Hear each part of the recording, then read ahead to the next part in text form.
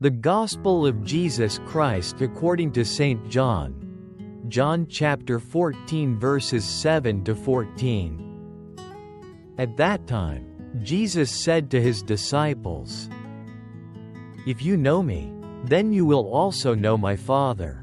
From now on you do know him and have seen him." Philip said to him, "Master, show us the Father, and that will be enough for us." Jesus said to him, "Have I been with you for so long a time and you still do not know me? Philip, whoever has seen me has seen the Father. How can you say, 'Show us the Father'? Do you not believe that I am in the Father and the Father is in me? The words that I speak to you I do not speak on my own. The Father who dwells in me is doing his works. Believe me that I am in the Father and the Father is in me. Or else, believe because of the works themselves.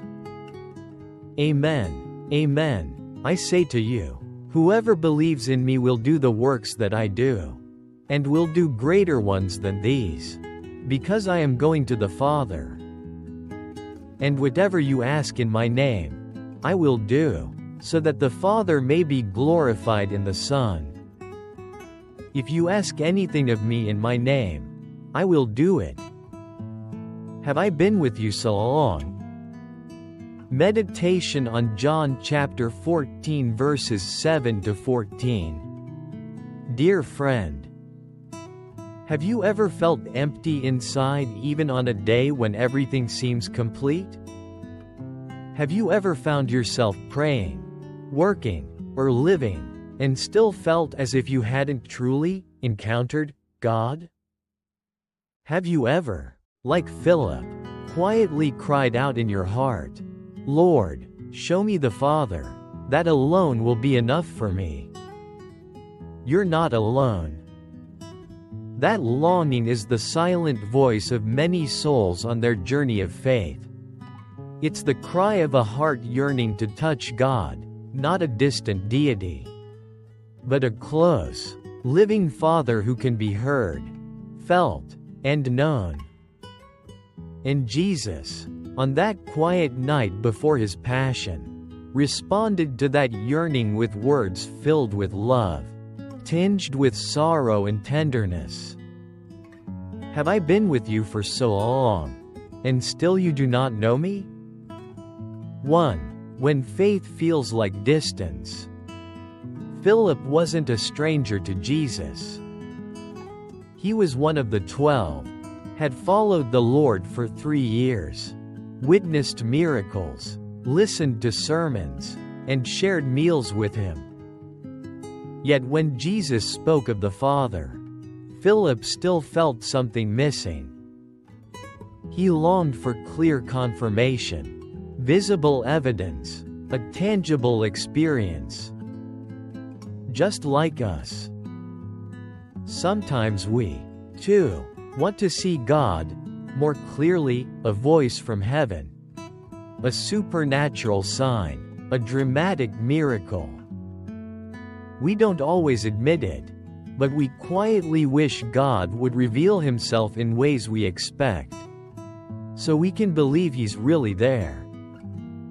There's a short story that goes like this. A man was lost in the desert. After days of exhaustion, he prayed, "Lord, if you're real, send me a great rain to save me." But instead of rain, a man on a camel passed by and handed him a bottle of water. The man thanked him, then kept praying, "Lord, show yourself to me, so I can know you're really here." A gentle breeze passed by, bringing coolness to his parched body. But he sighed, "It's just the wind." Finally, he collapsed from fatigue, whispering, "God, why didn't you help me?" In heaven, God was sorrowful. "My child, I sent you water, I sent you wine, but you looked only for the extraordinary, and missed me in the ordinary." It's a simple tale, but it holds a deep truth. Sometimes, it's precisely our craving for miracles that blinds us to the quiet miracles that surround us daily. 2. God has been there from the start. The words Jesus spoke to Philip are the same words he speaks to you today. Whoever has seen me has seen the Father. How profound. What you seek, a true encounter with God, is not far away, but fully present in Jesus himself. You don't have to climb to the heavens or travel to a sacred mountaintop. For God has stooped down to meet you here and now in his Son, Jesus. One of the most touching scenes in the Gospel is when Jesus bends down to wash his disciples' feet. The Almighty bows before the fragile. This means, we don't need to ascend to reach God. He has already descended to be with us. Think about this. When you receive a phone call from a loved one just when you feel lonely, could it be God saying, "I'm here"? When you wake up still breathing after an illness, isn't that God quietly healing you? When you forgive someone who hurt you, isn't that Christ working through you? Jesus said, "I am in the Father, and the Father is in me." It's a complete, inseparable communion. And then, he invites us to enter that communion through faith. Believe me, or at least believe because of the works I do. 3. Faith lived through action. In this gospel, Jesus doesn't just ask us to believe his words, he invites us to believe in what he does. He knows that words may pass, but actions remain engraved in the heart. There's another story. An elderly pastor used to walk the village paths every day, visiting the lonely and poor.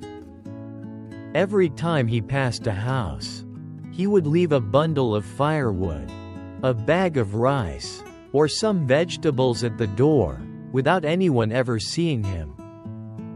Years later, when he died, the village was shocked to learn that he was the anonymous giver all along. An old man in tears said, "We lived with a saint and didn't know it.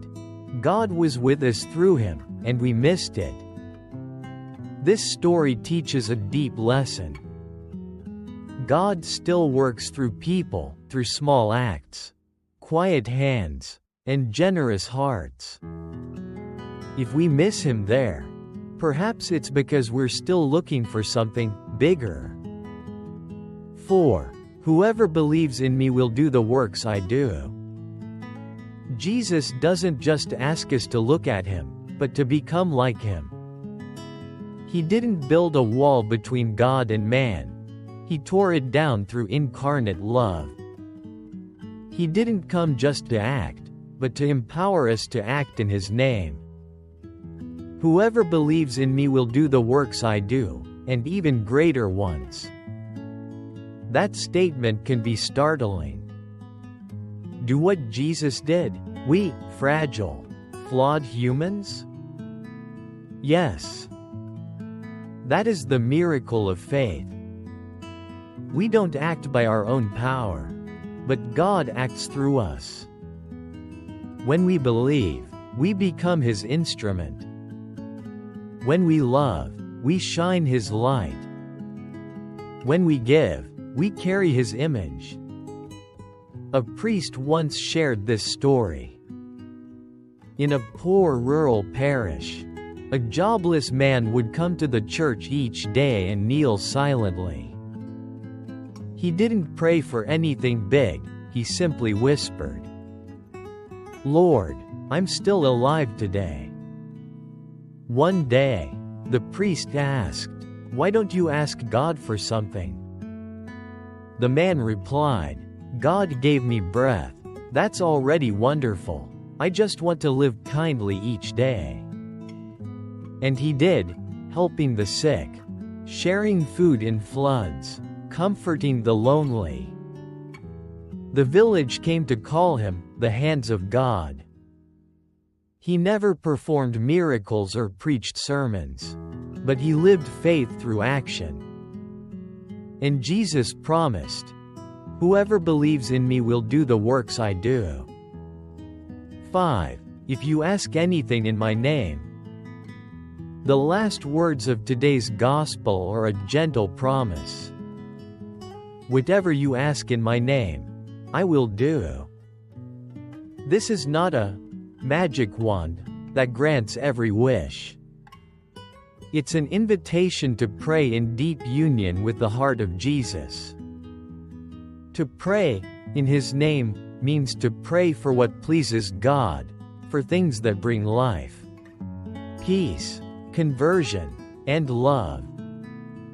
A child with terminal cancer once prayed, "Lord, if you don't heal me, please help me not to make mommy cry every time I'm in pain." That prayer wasn't answered with healing, but it moved an entire hospital with her courage. Several nurses returned to the faith. And her mother, in tears, whispered, "My daughter didn't live long, but she lived like Jesus." When you pray in his name, you place your request in the hands of a loving Father. Whether your request is granted or not, you can trust that God hears you. And sometimes, the real miracle isn't the answer itself, but the transformation of your heart along the way. 6. And you, how will you live today? Dear friend, today's gospel isn't just a call to believe, but a call to live. Not a distant, abstract faith, but an embodied, incarnate one. To see Christ in the poor. To encounter him in a child's smile. To respond to him in forgiving someone who hurt you. To pray in love, not to earn blessings, but to dwell in him. Jesus has been with us for so long. Maybe we've forgotten. Maybe we've searched for him in far-off places. But today, come back. Gently, quietly. Just whisper, "Lord, I have seen the Father in your eyes. Let me no longer seek you in the distance, but remain by your side. To be loved, to be healed, and to be sent."